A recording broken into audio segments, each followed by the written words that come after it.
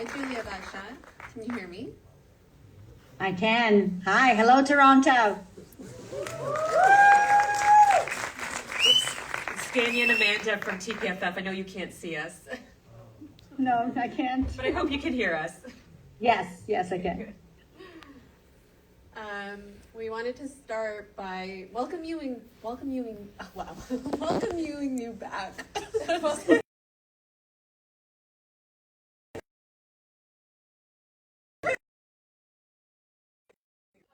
To the TPFF stage. We always love having you, and we always love and they make us around us look at everything twice, maybe 3 times. We're going to open the floor to questions, just so everybody's aware. So if you have any, please put your hand up, and we'll get you a mic. I'll do the shouting out. Okay. I'm going to start us off. I wanted to, get a kind of backstage view of how you started this film, what ignited it, and how you found all of these people to interview and talk to.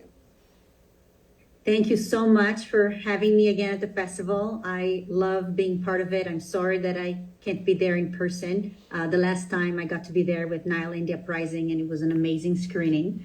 I have been making documentary films related to Israel and Palestine for 18 years now with the team at Just Vision. And we saw about 5 years ago that a law that started in Israel was beginning to spread to states in the United States as well as countries in Europe that were trying to prevent people from around the world from advocating for the human rights of Palestinians. In the US, the bill took the place of took the shape of the anti-boycott law, which, as you saw in the film, has now spread to 33 states in America. And there's been very little public scrutiny or public conversation about it. To this day, your average American will have no idea that their right to boycott is being stripped from them.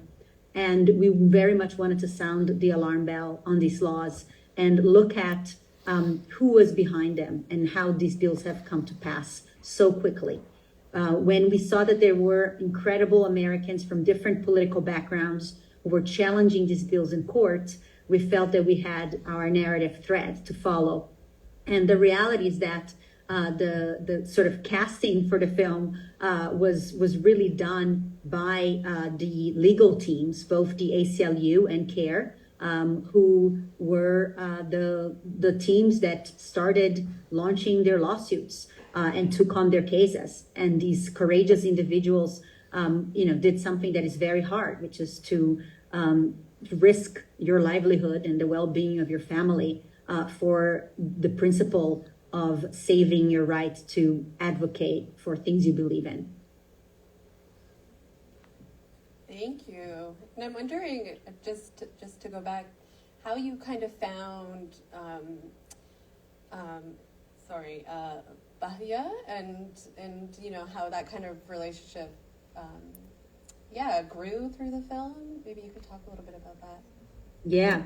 So I've started filming from the very first plaintiff, and as different people sort of stepped up and started suing, I got in touch with them. So when Bahia's lawsuit was announced, I contacted her and asked if she would be willing to participate in the film.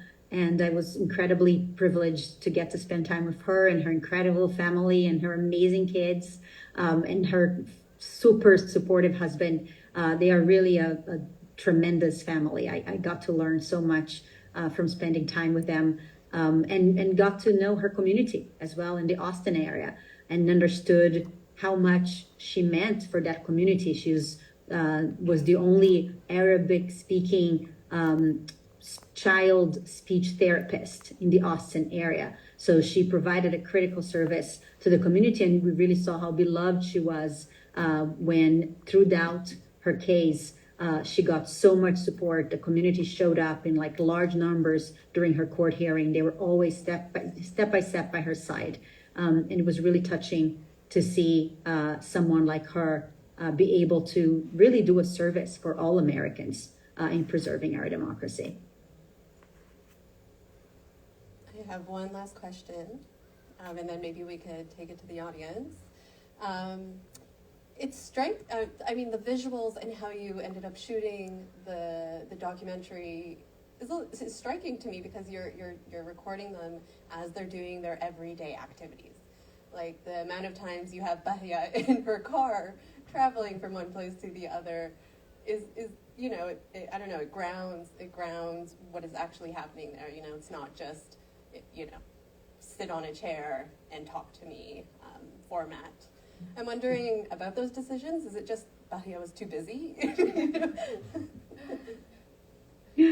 I mean, I think that's the case in almost all of my documentary films. I mean, I tend to do a sort of one long sit-down interview to get the sort of baseline of the story. But then I like to just be with people as they are going about their lives, because I want to make sure that these people are not, you know, they're not themselves sitting in front of a chair. They really go about their daily lives and wanted to really place them in the communities that they're part of. And so you see them in a better, more holistic context about who they are.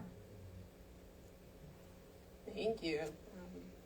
Definitely get that sense. And I'm just looking at the audience now to see, we have a hand. Do we have an extra mic that can go up?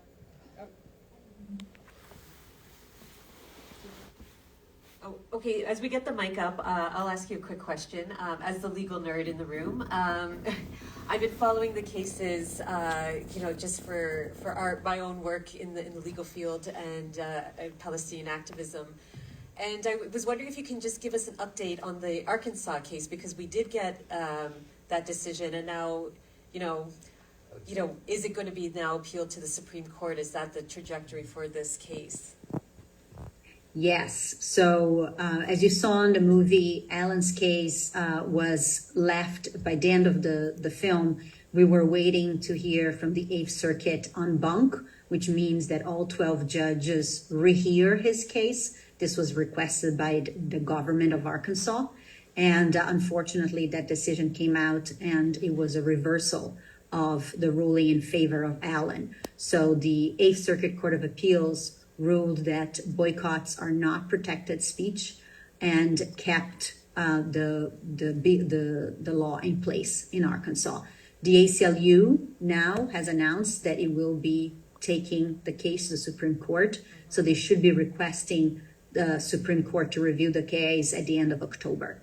And so that's one thing to keep a close eye on. The other thing to know is that, you know, as you saw in the end of the film, what was theoretical when we were in production, which was this idea that the anti-BDS bills would become a template to target our ability to advocate for other issues that we care about, became a reality by the time we locked picture. And since locking picture, these bills have continued to spread across the country. So now there are several states that have both the law that says if you boycott the fossil fuels industry to defend the environment and our planet, you cannot do business with the state. Or if you boycott the firearms industry because you want to advocate for gun safety and the well-being of children in schools, you're similarly going to get fired if you have a public contract with several states in America. And so this is now a reality that doesn't just affect Americans advocating for Palestinian human rights. This is something that affects Americans advocating for environment, Americans advocating for gun safety. It's very likely that the next issue to be added is reproductive justice. There's already been sort of templates being passed around.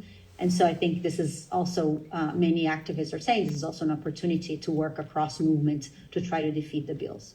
Absolutely, I totally agree. And I think for us in Canada, we also have to keep in mind that, you know, a lot of American ideas come over the border to Canada. And Canada, you know, in Ontario, we have successfully beaten off one attempt to get a similar law like this passed. So, you know, it's something we need to be, you know, pay attention to and take lessons from your film, because it could happen, you know, another attempt can always happen here as well.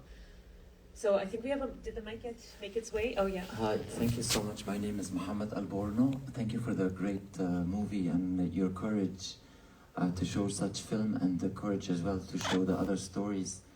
I've seen in the film the power of one woman and the power of the people in terms of saying no to legislations, and I was wondering if you see technologies like cryptocurrencies, Bitcoin and all of that as a tool for social change, not just a tool like similar to boycotting. We are able to create our own currency and able to say what we want to do with this. We can create like a Palestinian digital currency or First Nation digital currency. How do you see these tools as a tool for social change, and not just boycotting, but taking it one step further as a power of the masses, power of individuals? Thank you for your question. I think I would need to see a better plan of how that works out. I'm not sure that I have enough information to say whether cryptocurrency has a potential for social change. So I just haven't seen. maybe we could talk a little bit about like the power of organizing, because I think this film really grounds, the role of community organizing and the role of law, law and, how it works within movements. And, as a movement lawyer, I'm always cautious about seeing lawyers leading the charge. But, in this case, we really saw how the community led the charge, and the law and the lawyers in the cases sort of supported that role. So maybe you can focus a little bit on the community organizing aspect of that was beautifully captured in your film. Absolutely. I mean, I think one thing that we see time and again, and we've seen it historically, and we're going to continue to see that, is that change only happens if people get organized and advocate for it, right? Power is never going to give up their power willingly, and there is an incredible uphill battle for people who want to advocate for Palestinian rights in the United States and across the world. These laws now are coming to Europe as well. So the United Kingdom is about, at any moment, we could see their own anti-boycott bill being announced. We know that there are similar laws that have passed in Germany, and there is an attempt to pass them in different countries as well. And I wouldn't be surprised if you see more attempts in Canada as well. And if people, though, pay attention to what's happening and show up and express their point of view, it's much harder for lawmakers to make these decisions, right? The reason why these bills were able to pass is because they were done in silence. If Americans knew that their right to boycott was being stripped away from them, if this was a public conversation, these bills would not have passed the way they did. And that is very much why we made this film, is to start a conversation and to break the silence on this. And that's what I love so much about your film, because it really connects the dots, and it really gets that conversation and brings the awareness out and gets that conversation going, because it is terrifying when you really see it laid out that way versus isolated cases here and there. Do we have another question? Hi there, congratulations on the wonderful film. I had two questions. So the first would be, are there other cases that you have found cropping up in the states, in different states, that are challenging this bill, other than the three that were documented in the film? Thank you for that question. Yes. So there are many more individuals that have challenged this bill. In fact, the first one was this woman in Kansas. Her name is Esther Kuntz, and she was a teacher. She was a math teacher and a member of the Mennonite Church. And the Mennonite Church had recently passed a resolution that they were not going to be buying products from settlements because it was a violation of international law. And so she was the first one to look at this bill, this new clause in her contract, and be like, I can't sign this in good conscience. She was the one who inspired a lot of the other people. In Texas, there were actually 4 other plaintiffs. Their cases were all combined with Bahia's case. One of the plaintiffs was actually a journalist that worked for NPR, the local NPR. which is really chilling to imagine that journalists are being asked to sign this as well, and how it affects their ability to cover Israel and Palestine. And there is also a filmmaker in Georgia. She's actually not from Georgia, but her lawsuit was in Georgia because she was coming to, her name is Abby Martin, and she was coming to give a speech at the university and was presented with a contract. She sued and she won as well. And then there was one case in Maryland. His name is Saqib Ali. And his case was a little bit more complicated because he didn't currently have a contract, but he was trying to sue. And his case couldn't go forward because without a contract, in America, you need to actually be directly affected by a law in order to challenge it. And so his case was dismissed on technical grounds. Okay, and the second part of my question was, awareness is key, as you were saying. People don't know that this is happening. How, and then we just watched this film as part of the festival, but how can we share this film with other people so that they can see, so that they can then know? Great, so there are a couple of ways. The first one is check out our website, justvision.org. We have a lot of screenings coming up. So like today, for example, this film is screening in 3 different cities. Earlier, I did a Q&A to Liverpool as part of the World Transformed Conference, which happens alongside the Labour Party conference. And we also were in Orlando as part of the Global Peace Film Festival.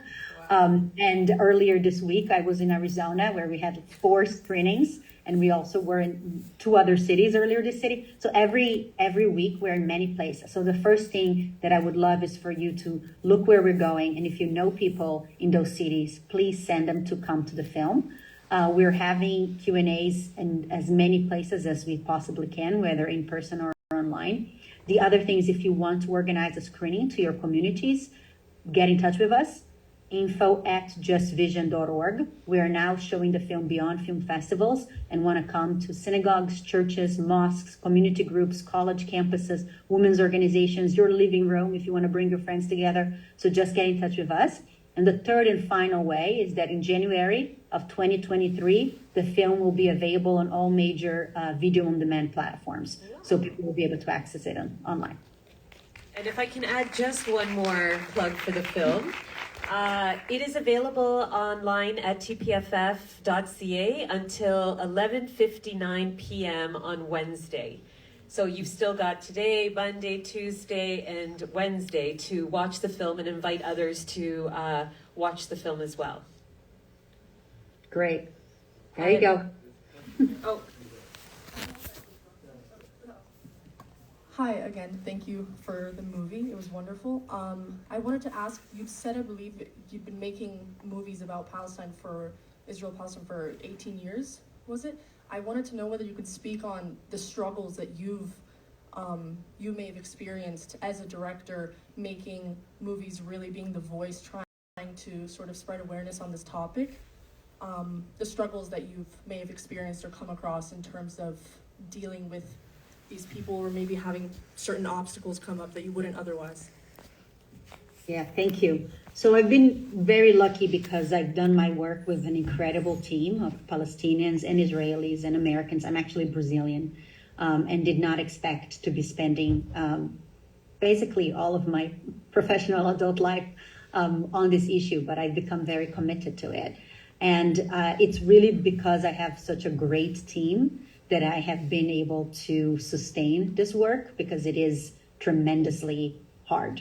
And I have faced, a lot of what I think any journalists or storytellers or filmmakers who are actually trying to document the truth objectively on the ground have faced. A lot of harassment, a lot of difficulties at the border, and ultimately to the point that it's become very challenging to even consider going back. And I think that the thing that has kept me going is that I am, at the end of the day, I am incredibly privileged, because what Palestinians go through day in and day out really make it minimal what I have suffered and endured, and I feel a responsibility to continue my work in order to continue exposing what's going on. and then Ms. Hodge, there was another question, yeah? Hi, Brooks. The film was incredible. Thank you so much. I wanted to ask about the Republican senator that you spoke to in the film, and just how you go about interviewing people and whose views are so antithetical to one's own, and often their ideas are just a pure rejection of the concept that Israel is an apartheid state and all of these things. How you've gone about interviewing people like that throughout your career. Thank you. I mean, I see myself at the end of the day as a journalist, and who is, a little bit more independent from some of the traditional assumptions around this issue area that we've seen in Western media. And I think the main thing for me is that oftentimes asking the question is the best way of uncovering the truth. And in the case of Bart Hester, I felt it was really important to hear from legislators. And to be honest, I was hoping to have more legislators to interview. But COVID hit just after I had conducted my first interview with Bart Hester. And then it became really hard to interview legislators at that point. But for me, it was about, coming in as a journalist and asking the questions. And it's quite amazing because that's all I did. I just asked the questions and let him answer them. And nobody else had done that. And so I think sometimes all you have to do is knock on the door and ask someone to sit down with you and ask them the important questions. And he responded. And they were, I think they speak for themselves. Hi, thank you so much for your film and this important piece of work. I was really wondering about the Israeli Ministry of Strategic Affairs and the research you were doing around the ministry, because these laws are also spreading to different parts of the world because of that ministry. And for people who don't know, that ministry is in charge of, for example, the Iran portfolio for Israel. So the fact that it's in that ministry is a really big deal in terms of BDS, because it's usually for country relations. So what I'm wondering is, in the research, like with the young man who was the journalist in I forget the city, Tel Aviv, I think, and that journalist or other work that when you were researching for the film, was there information about the tactics and strategies or the ways the ministry is working to influence governments or legislators or the lobby groups, etc., that you kind of are privy to, that you may be that you may have not included in the film, and if you can tell us more about any information on that, if that came up in the research aspect of your filmmaking. Mm-hmm. Yeah, so the first thing, a little update, is that the Ministry of Strategic Affairs has actually been closed. And now this work has passed to the Ministry of Foreign Affairs. CONCERT, which is that body that was created to just be the sort of pass-through of the money so that it wouldn't look like money was coming directly from the Israeli government into American non-governmental organizations. That is still operating and was also put under the work of the MFA, the Ministry of Foreign Affairs. And there's no question that they see BDS and they speak openly about it as one of the greatest threats to their regime. And yes, they treat it with the kind of seriousness and secrecy as their dealings with Iran.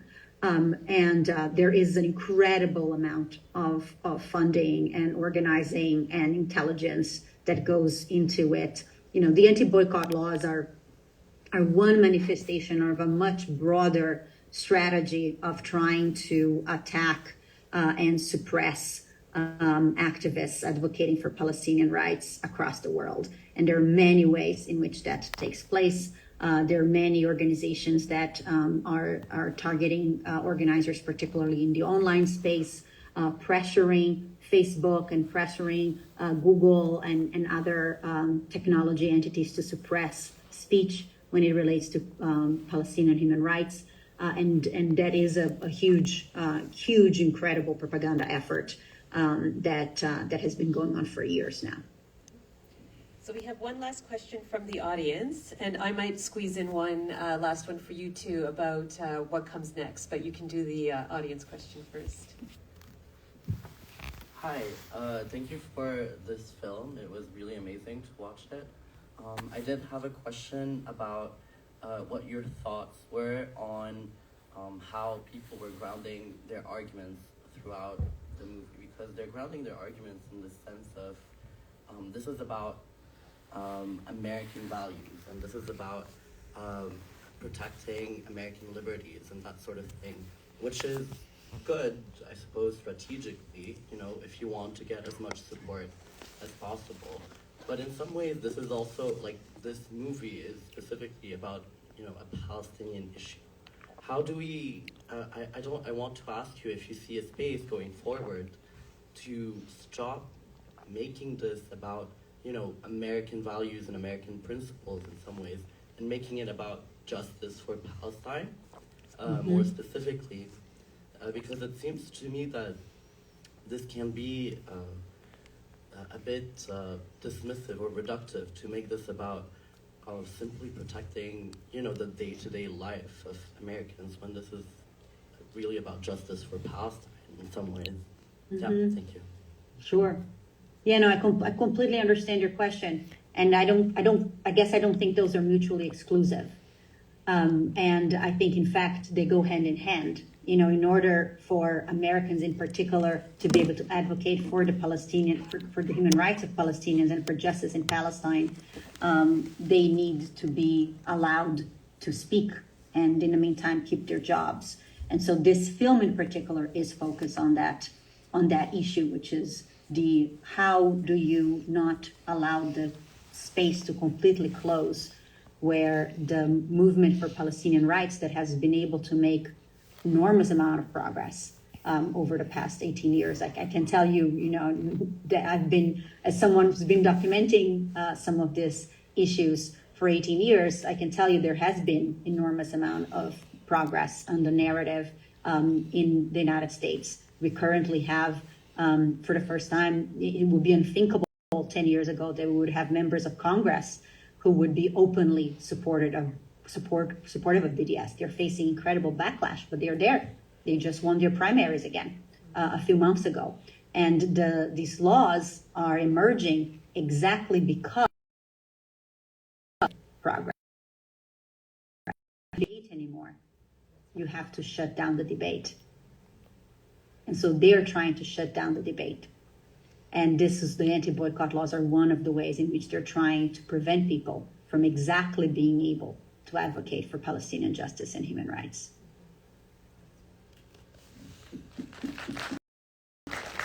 And do you want to just tell us what's coming next? Is there going to be a sequel to this film, or are you working on uncovering new topics? We don't know yet. Okay. Our team is, for the next at least 6 months, really focused on making sure that this film is set up to have an influence on, one, whether this goes to the Supreme Court in America, and two, if a federal anti-boycott bill is introduced in January of 2023, which is unfortunately very likely if Republicans take the House and potentially the Senate.